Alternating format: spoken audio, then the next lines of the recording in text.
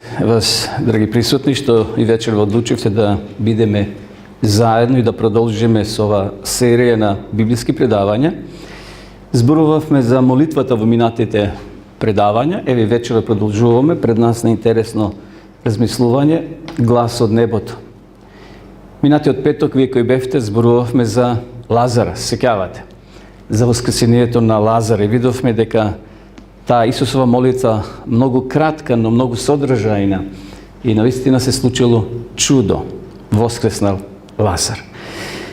Продолжуваме и ова вечер со проучување на значењето на молитвата и ние ќе видиме вечерва Исусова молитва која била упатена до неговиот Отец и како Бог реагирал. Значи зборуваме за темата глас од небото. Ајде да ја прочитаме на почетокот ова Исусова молитва која се наоѓа во Евангелието според Јована 12 глава.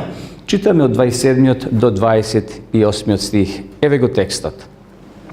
Исус се моли и вели: сега мојата душа е вознемирена и што да кажам? Татко, избави ме од овој час. Но заради тоа и дојдов до овој час. Татко, прослави го Твоето име. И тогаш дојде глас од небото. Го прославив и паќе го прославам. Ова молитва може и толку не ни запнува за око кога ги читаме Евангелијата. Ја читаме може молитвата Татко наш, Исусовиот разговор во 17 глава на Јована на долга молитва. Меѓутоа ова е многу интересна молитва. Вечерва што ја читаме и проучуваме. Значи ќе зборуваме за молитвата што Исус ја упатил кон својот Отец, кога му било најтешко, кога требало да Исус одлучи доди до крај или ќе се врати на небото кај својот Отец. Може ли Исус да се врати?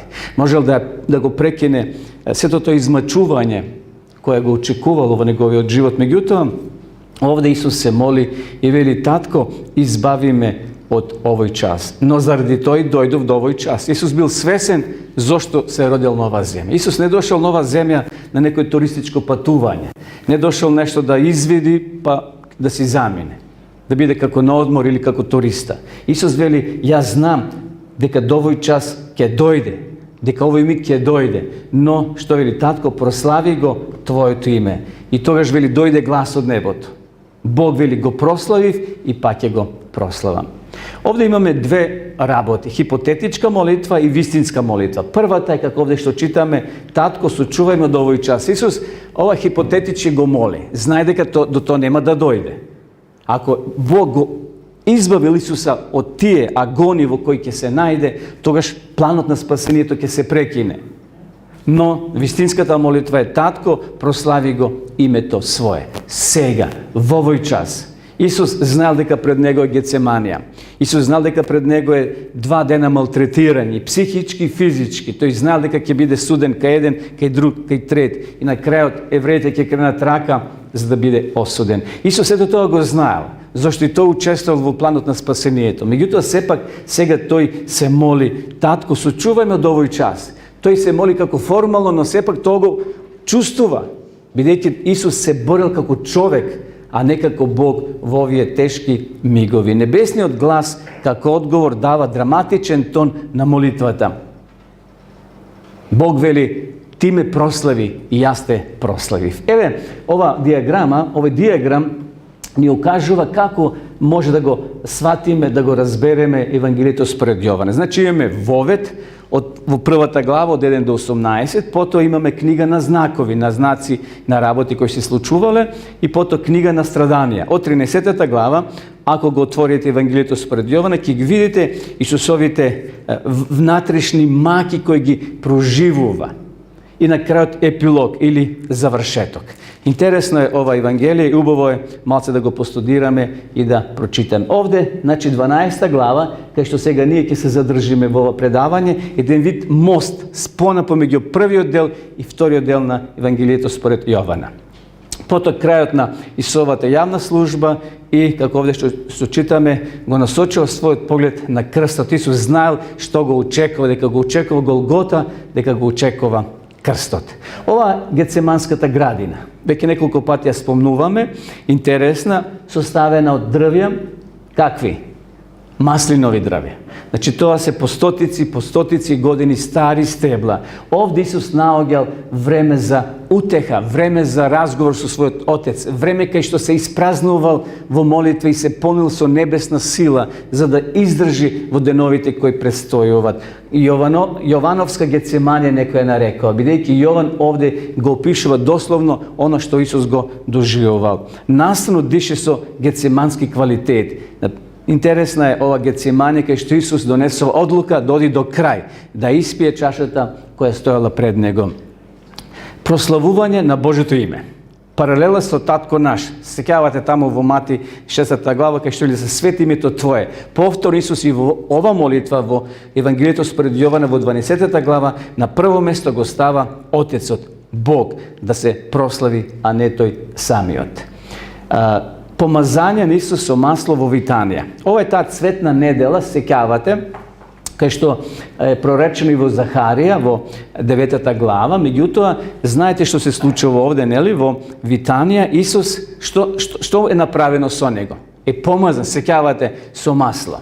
Овде во 12 глава, 3 стих вели, таму му приготвија вечера, а Марта послужуваше, а Лазар беше еден од оние кои со него седија покрај трапезата. Тогаш Марија зеде литар миро од чист и скапоцен нард, ги помаза Исусовите нозе и му ги избриша нозете со својата коса. И куќата се наполни со мирис од мирото. Значи, овде се случува помазание во Витанија. Ние минатиот петок зборувавме за Витанија, за Лазара, за семејството Марта и Марија, кај што Исус често пати престојувал.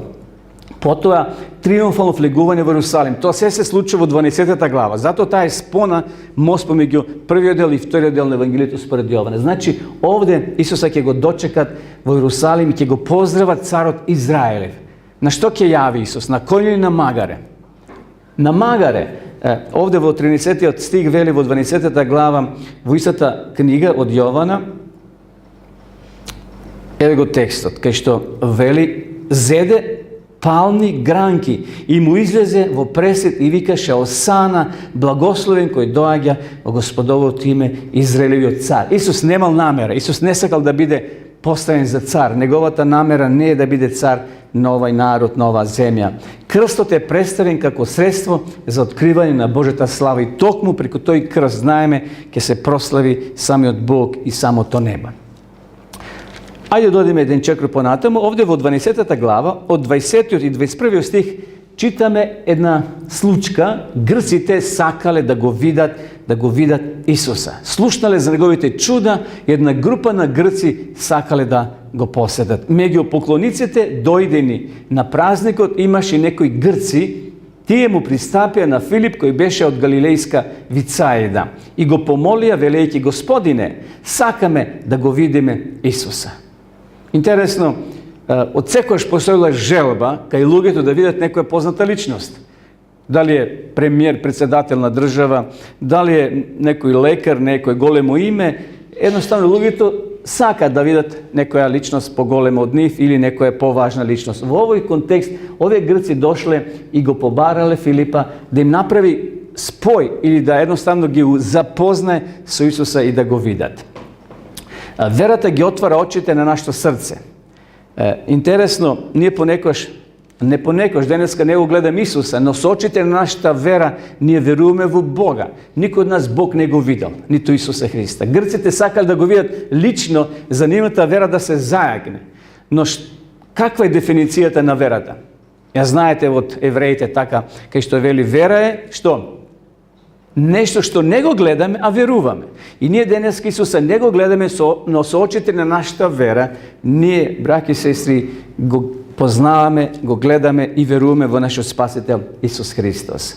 Ова слика, според традицијата, е традиционално место на Исусовото искушение во пустината. Ево овде се направени неколку црквички, гледате на ова фотографија.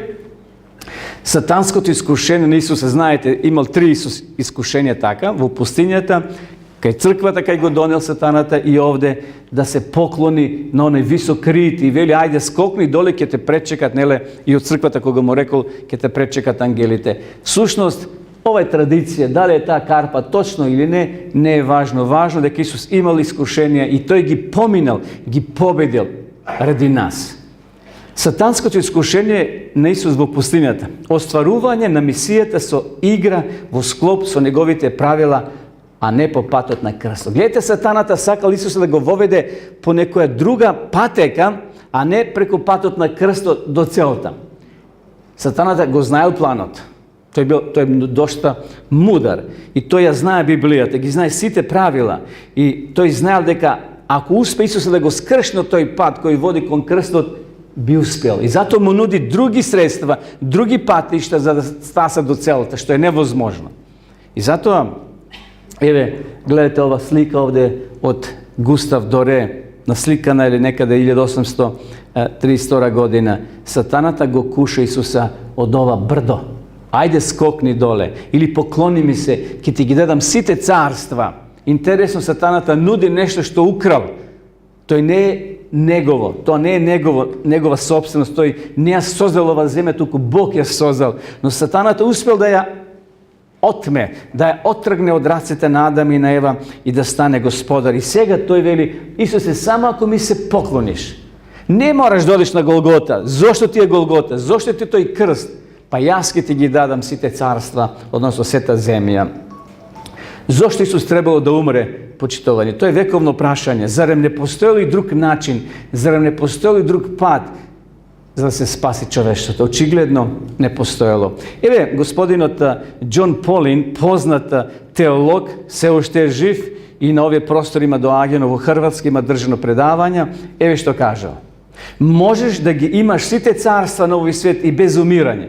Го цитира сатаната од Евангелието според Матеј и според Јована. Оди само кај нив, излечи ги нивите болни, воскресни ги нивите мртви, проповедај им сите ќе бидат твои. Избери друг пат од Божиот. Тоа денеска и нам не го нуди сатаната. Само направи го тоа, само направи го она. Се ќе биде твоја. Можел Исус да одбере друг пат. Можел Исус да ги излечи сите луѓе. Може да направи чуда и да биде поставен за цар. Меѓутоа, неговата цел, почитување, не била да биде цар во Израел. Тој знал дека тоа е поминливо. Власта е поминлива. Сега си премиер, утре не си. Сега си председател, утре никој добар ден не ти кажува. Ова земја е така. Исус дошол да биде слуга и да го даде својот живот за тебе и за мене. И денеска сатаната во лик на кој зна кој лав ќе дојде и ќе рика. А Петар вели, биете трезвени и бдејте, вашиот противник ѓаволот обиколува како лав што рика, барајќи некого да го проголта. Знаеме дека лавот е царот на животните и многу опасен. И затоа не смеме ние со лавот да си играме играчка, во смисол со сатаната. Сатаната е тој лав кој сака да не уништи. Тој ни нуди, бајаги е нешто убаво, но тоа не води кон Бога, туку наспротив Бога. Исправен одговор на искушенијата. Исус како се бранел? Дали Исус легол во диалог? Не. Еве Исус вели, и така, односно Јаков вели, и така покорете му се на Бога, а противете се на ѓаволот и ќе побегне од вас. Како да се противиме на ѓаволот? Со молитва, со пост, со проучување на Библијата, со слушање на библиската порака. Ние на тој начин му даваме смртоносен удар на сатаната кој рика како лав и сака да не уништи. И поред клучниот одговор не, седуцијата предизвикала агонија кај Исуса. Исус рекол не. Јас ќе одам по патот кој е трасиран уште пред да биде земјата создадена. Исус морал да помине низ таа патека, низ Голгота, низ крстот. Исус тоа го знаел. Но сепак Исуса предизвикала агонија во смисол имал душевни, внатрешни болки. Од челото му течел не пот, обична, туку капки крв. Докторите, медицинарите велат дека тоа се случува кога внатре човекот има јаки, силни душевни болки. Исус тоа го носил, го трпел ради нас, почитувани. Исус не направил грев, но бил изедначен со најголемите злосторници. Во доаѓањето на грците Исус видел сигнал за приближување на неговото долго очекуван час. Не било случајно To bilo Bože providenje da dojat nekoj luge, pa u ovaj kontekst bile Grci, da ga ohrabrat Isusa i da se sretnat sa nego. To bilo z Isusa dolgo očekovanio čas, koga vidjel grupa na smeni luge, a Isusa go očekova krst, Isusa go očekova suslušuvanje, tepanje, plukanje. Isus se ohrabril. Ivo vizija gi gleda milijardite luge koji će biti spaseni blagodarenje na njegovata smrt, blagodarenje na krstot, kaj što toj će biti rastmat i će go dade svoj život. Isus go objasnilo svoje to gledanje na život so pomoć na metafori od oblasta na zemlji do lijeto. Nije znamo da jedno zrno pšenica prvin mora da umre, ko se stava v zemlja i potom rti, pušta rkolec, klas, na kraju lisija, cvet i plod. Isus toga znao. I zato često pate se služi so metafori, so slike od priroda da im dade poraka na prisutnite. Znači, smrta je neophodna da bi se proizvel dobar rod. Ova načelo Isus go premenova i na svoj život. Nekoj mora da umre za da plati cena, a ta smrt samo bila dostojna Hristovata. I angelite se nudile, veli Elena White vo svojite spisi, za da umrat mjesto Hrista, no ne. Tije ne bile dostojni da počinat, da umrat, da go dadat svoj život. Samo neko od trojstva to trebalo to da go napravi. A Isus dobrovoljno se prijavil da umre radi nas.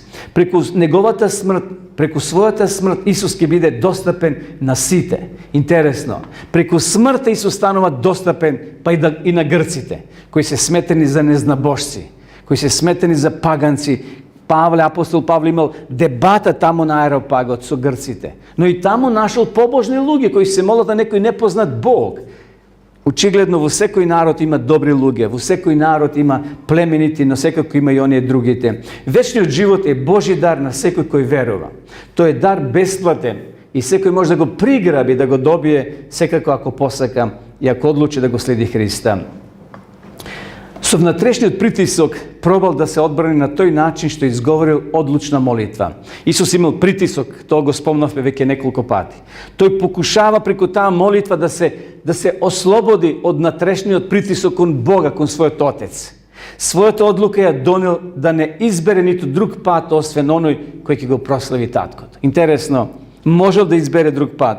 Isus može dori od krstot da se simne i da si kaže dosta mi je od vas. Jaz dojdov, velečev, vehranev, a vi me plukate i me dovedovte do krst.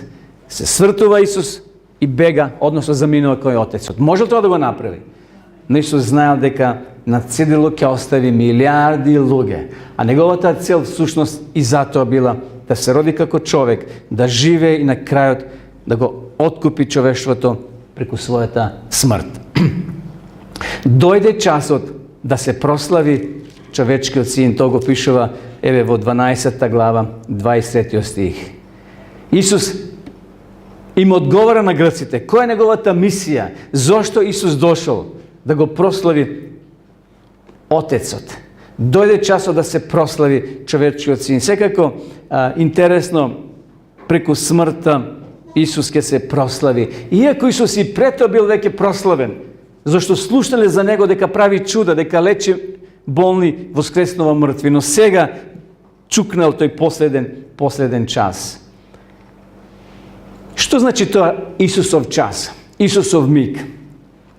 Konceptot na Isusovio čas se proteknovan iz Evangelijeta dava osnovna vremenska ramka v Evangelijetu po Jovan. Celiot Hristov život je nastočen na čas. Isusovio čas predstavlja osnovna cel na njegovoto doaganje na ovoj svet. Isus 30 godini, odnosno 30 godini možda kažem, kako da bil v anonimnost, nikada go nema. Tamo je vo Nazaret ka Josifa, tamo raboti, no tije poslednjite 3 godine Isus ke dojde od anonimnost vo javnost. Ke čukne njegov čas, kaj što Isus ke bide proslaven. Brzo vo Palestina ke se razbire da ima jedan Isus, koji poteknemo od Marije, od Josifa, koji pravi čuda. Ovdje pišova, Isusovio čas predstavlja osnovna cel na njegovo to doaganje na ovoj svet. Da se proslavi ne sami od sebe, tuko da go proslavi својот Отец. Кога ги читате неговите изјави, тој луѓето ги насочува кон Отецот, кон Бога, никогаш кон себе. Исус не сакал слава и некоја привилегија за себе, бидејќи иако бил Бог. Со истикнувањето на Христовиот час, целокупната јавна служба на Исус е ставена во рамките на крстот. Исусовиот живот представен од перспектива на неговата смрт. Тоа е најважниот дел во Исусовата служба. Крстот на Голгота и неговиот живот, кој бил положен за сите нас, браќа и сестри. Исусовиот час бил најдлабока точка на човечкото разочарување. Момент на победата на силата на темнината. Кога чукнал Исусовиот последен час, кога умрел на крстот, 12 негови најблиски соработници ќе се распраснат таму вели како овце без пастир, ќе се уплашат и ќе побегнат. Тоа била најдлабока точка за тие 12 души уплашени. Но од друга страна, тоа ќе биде момент или миг на победа на сатаната, на таа темна сила која вреба луѓе денеска во смисол на ѓаволот. Тоа ќе биде последно посмртно звоно на сатаната. И токму знаеме дека од Голгота наваму сатаната ги брои своите денови. Иако поминало 2000 години, но знаеме дека за Бога времето не течи, не го брои како ние што го броиме. Сатаната ги одбројува своите последни часови и мигови. Исус вели: татко, прослави го името свое. Не себе си. Не да се прослави Исус, туку вели: татко, прослави го името свое. А јас, кога ќе бидам издигнат на земјата, ќе ги привлечам сите луѓе кон себе. Навистина, Исусовата смрт ги привлекла сите луѓе кон Голгота. Сега, знаеме дека сите нема да поверуваат, знаеме дека сите нема да се спасат, но сепак тој настан, таа сцена ќе биде видлива за целото општество, за целиот свет. И затоа Исус вели: татко, прослави го името свое. Исус во тие синоптички евангелија знаеме како е спомнат. Павле во своите посланици вели дека Исус е наша замена. Дека спасението е бесплатно, Исус е наша замена. Не мора ние да одеме на крст, не мора ние да страдаме како што Исус страдаше, зашто Исус е тој кој го дал својот живот доброволно за секого од нас. Крстот го открива Бога кој го прославил. Наистина, акцентот е ставен на крстот, односно на Бога кој е прославен во тој миг. Крстот е остварување на Божјата спасоносна намера. Спасението на луѓето донело слава на Бога. Крстот е средство на победа над сатаната. Знаеме дека сатаната правил се од своја страна. Тие 3,5 години да му го загорчи животот на Исуса. Уште од неговото раѓање, сатаната ги удвостоочил своите сили. Знаеме дека преку Ирода тој сакал да го убие и преку мудреците да дознае местото на неговото раѓање. Подосна, кога Исус имал 12 години, кога се изгубил, односно родителите биле немарни, го заборавили Исуса во храмот, а тој таму разговара со свештенството. Поминале неколку денови на пат и кога се сетеле каде Исуса, го нема. Од чатор во чатор, од колона во колона го нема Исуса. Мора назад да се вратат во Иерусалим. Сатаната тоа го гледал и се подсмевнувал, мислејќи дека Исус ќе биде уништен и убиен пред да стаса до Голгота. Потоа не трите искушенија. Па често пати на Исуса, и минатиот пат спомнавме, сатаната имал намер да му изврши атентат преку разни луѓе. Го саботирале, моделе за петици што се вели. Но Исус бил мудар и често пати ги избегнувал таквите сцени. Не сакал да влезе во костец со пријателите, со луѓето. Кога правил чуда, кога лечел, тој им велел: одете, покажете се на свештениците и дајте дар. Немојте многу да трубите кој ве излекува. Исус знал дека ќе предизвика револт, ќе предизвика негодување кај свештенството. Крстот е средство на победа над сатаната. Представува судбоносна фаза во исполнување на Божјиот план на спасението. Да, почитување, ако не бил крстот, Божјиот план на спасение не би бил до крај остварен. Пророк Исаја вели во 52 глава во 13 стих: ете мојот слуга ќе успее, ќе се издигне, ќе се возвиши и ќе се прослави. 600 години пророштво кое е дадено пред да се случи ова што ние вечера го читаме на Голгота. Исаја како пети евангелиста во визија го гледа тој настан и вели: ете мојот слуга ќе успее, ќе се издигне, ќе се возвиши и ќе се прослави. Сатаната како да не го знаел овој текст, дека е проречен за Исуса Христа, дека какви пречки да поставува, какви киниски дзидови да му става пред неговиот пат, нема да успее да го спречи Исуса. Зашто пророкот вели: ќе успее слугата, ќе се издигне, ќе се возвиши и ќе се прослави. Ова е секако месијанско пророштво за Исуса Христа. Од човечка перспектива, почитувани, мисијата на Исус Христос дава впечаток на неуспех. Значи, кога ние од човечки агул би го гледали тој настан, би рекле: невозможно е.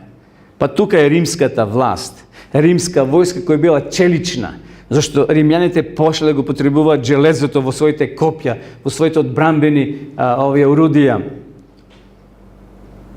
Човечка дисциплина, железна дисциплина владеела во римската војска. Но од Божја перспектива, крстот е средство за слава и победа поради својот спасоносен ефект. Никој не се симнал од крстот, никој кој бил распнат на крстот, кој бил погребан, не направил чудо да воскресне. Тоа го знаеле луѓето и затоа од човечка перспектива крстот е крај. И денес како годиме на погреб и кога ги гледаме луѓето кои се враќаат, денеска еден млад човек починал. Сигурно видовте на некролозите. Се враќаат луѓе од гробишта, разочарани со погледи кон земјата. Зошто? Па затоа што гробот е последна точка на човештвото. Нема повеќе, никој вели не се вратил од гробиштата. Тука сите наши надежи, сите наши планови, сите наши визии пропаѓаат кога ќе дојде смртта. Нормално, нова земја е така. Значи, од човечка перспектива, и самите ученици, иако 3,5 години Исус ги учел денонокно, кога Исус бил раснат, се распрснале како овци без пастир. Од човечка перспектива немало успех за оваа мисија. Но од Божја перспектива, крстот било средство почитувани за оваа победа, за слава на Исуса Христа и на самиот Бог. И затоа под Христовиот крст има место и за тебе и за мене.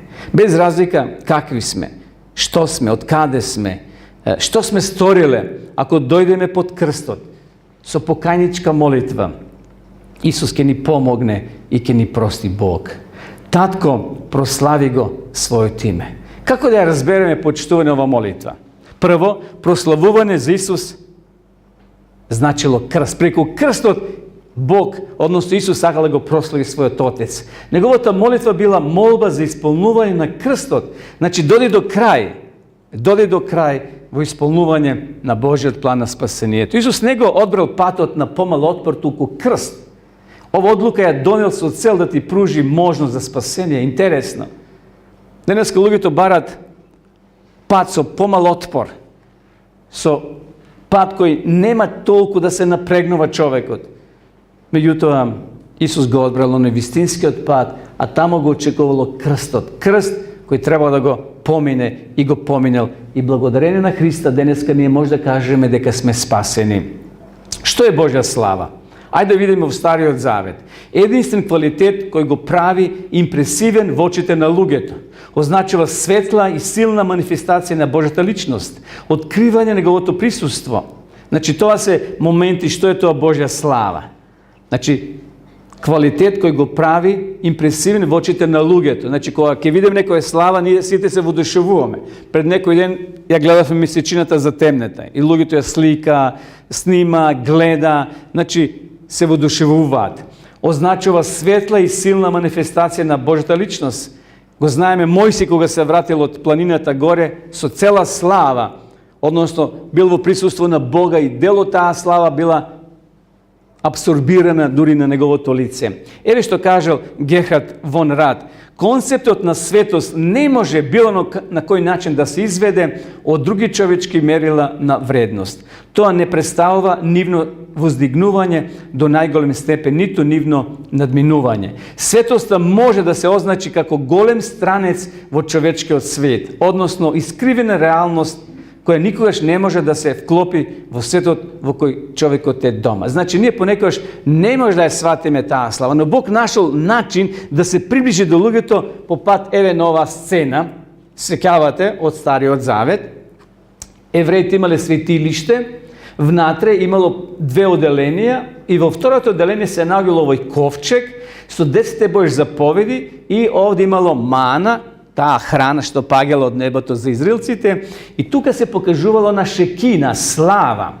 Шекина значи видлива манифестација на Божјиот присуство во светињата. Кога таа светлина се покажувало, израелците им олеснувало, зашто било знае дека Бог ги примил нивните молби и ги простил нивните гревови. Значи, тоа е таа Божја манифестација. Еве гледате овде од небото како се покажува. Таа светлина, таа слава Господова, односно тоа представувало Божје присуство. Во Стариот Завет манифестацијата на Господовата слава секогаш оставала длабоко влијание на луѓето. Еве ја сликава со Мојсија. Гледате тука лево, се покажува она капина која гори, а не изгорува. И Мојсија што слуша? Глас од небото. Симни ги или соблече ги, како да кажеме, чевлите, собој ги чевлите, зашто местото кај што стоише света земја. Огнот бил прикладен символ на откривање на Божјата слава. Значи, оган кој ќе се појави. И денеска луѓе има кои сунуваат оган. Тоа е сигурно некој Божји знак или Божја порака упатена до таа личност. Огното значи прикладен символ за Божје присуство или откривање на Божјата слава. Божјата слава никогаш не е ограничена на небесните сфери. Бог бил прославен и во мракот на првиот голем петок. Значи, тој петок кога Исус бил распнат, знаеме, на сред пладнина. Гледате ова сцена. Исус, а темно е. И така пишува. Сонцето што се направило на сред пладне? Замрачело. Знаеме дека Исус висел околу 6 часа. Во 9 часа од предпладне бил распнат, до 3 попладне висел. Некаде напладне, пред да умре, сонцето ја изгуби својата светлина. Напладне. Сатаната ликувал се, радувал. Исус е мртов, планот е пореметен. Но Бог не сакал да ја гледа смртта на својот син. И ставил перде пред сонцето, јас би рекол, да се замрачи таа сцена на Голгота, да не го гледа синот негов како умира. А морал да умре Исус. Тој е дел од неговиот небесен план. Но ова смрт, рековме, донела спасение за тебе и за мене. Настаните на крстот представуваат суштинско редефинирање на концептот на Божјата слава.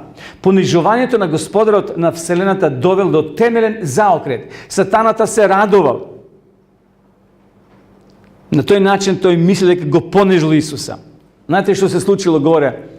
Во една книга пишува: ангелите секош со нас.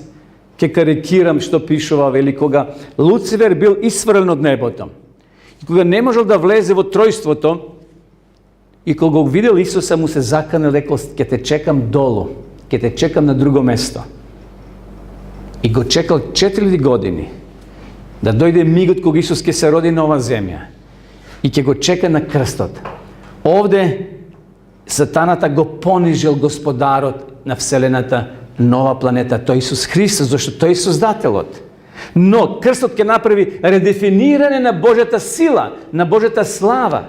Ќе дојде до заокрет на човечкиот род, пружена му е можност на спасение. И затоа за нас Голгота е многу важно место.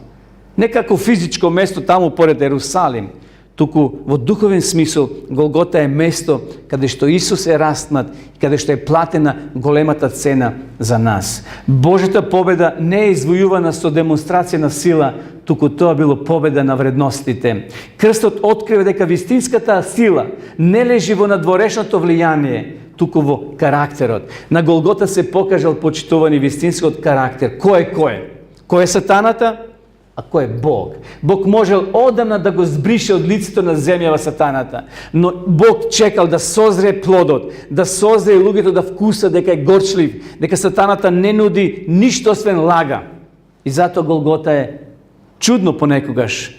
И многу луѓе поставуваат прашање зошто Бог не реагирал порано, зошто Бог не го уништил сатана, туку чекал да толку луѓе страдаат и денеска страдаат, а Бог се уште чека. Но што пише овде? Крстот открива дека вистинската сила не лежи во надворешното влијание, туку во карактерот. Сите сме во потрага за некоја врста на слава, почитувани. Ајде гледате овие познати фаци. Роналдо, овај германската канцеларка, овај пејач, овај тренер. Сите имат слава и во потрага се по некоја слава. Сака да достигнат нешто. Меѓутоа, некој трче по пари, мислејќи дека ако добие пари ќе биде се, ќе има се. Не. Меѓутоа, ова се е насточено кон себе си, да се истакнам јас или тој. Светот се однесува со егоцентричен принцип. Се да се врти околу него. Баш го гајле за другите, но кај Бога не е така. Исус дошол не за себе си, туку за тебе и за мене. И затоа во Матеј читаме зашто кој сака да ја спаси својата душа, ќе ја изгуби, но кој ќе ја изгуби својата душа заради мене, ќе ја најде. Начелото на крстот е спротивно на овој егоцентризам. Зборот его знаете што значи, така? Јас па јас. Моето его, моето јас да биде секојаш на прво место. Кај Бога така не е. Еве што кажал Питерсон. Славата со која Исус е прославен не вдахнува. Таа не потикнува над преварување. Не е упадлива, не е магична, не е она врста на слава каква што се представува во монденските списања и на туристичките плакати со кои се рекламира сонце и песок на грчките острови Закинтос. Еве, тој познат залив тамо некаде во Егејското море. Не, Исус така не се рекламира. Исус така не сака да се афирмира. Исус славата е постигнал на сосемен друг начин преку Голгота. Наистина чудна патека, но многу важна. Патот на крстот е пат на победа и сигурност. Живот врз основа на Христовите вредности, живот насочен кон остварување на возвишени цели. И затоа, почитувани, да бидеме сигурни 100%. Бог и денес е близо до тебе и до мене. Но на жалост многумина, како што вели Светото писмо, кај своите дојдов и неговите не го примија. Исус денеска е близо до нас, но многумина не го слушаат неговиот глас. Жан Калвин, познат реформатор, еве што кажал: Бог зборува доволно и јасно во Евангелијата, каде се открива сила и енергија на Духот, кој е во состојба да го потресе небото и земјата. Многумина толку се студени кон ова учење, како да потекнува од смртниот човек. На жалост, тој е факт. Но секој е ковач, што се вели, на својата среќа. Затоа Калвин ни препорачува да ја читаме Библијата, таму ќе го сретнеме Исуса Христа. Исус на Голгота, почитувани, го вложил целиот свој живот.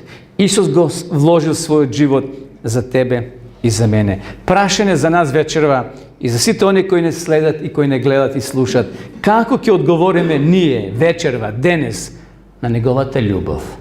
Дали ќе бидеме радозни како грците кои сакале да го види Исуса? И денеска многу луѓе посетуваат манастири, посетуваат свети места, посетуваат разни места во светот, но само како туристи се враќаат, празни одат, се враќаат со купени сувенири. Ништо тоа не вреди. Ние треба да купиме сувенир кој внатре ќе ни ја задоволи нашата душа, а тоа да го прифатиме Христа, да ја прифатиме неговата смрт како своја, да прифатиме неговата победа како наша. И затоа нека Господ ни помогне, почитувани, да ова проучување што вечера го имавме, да ни помогне, да сватиме дека Исус се молел за тебе и за мене. Исус ја испил чашата до дно за тебе и за мене. Исус отишол на Голгота за тебе и за мене. Затоа да имаме вера чврста во нашиот Спасител и Бог Исус Христос. Амин.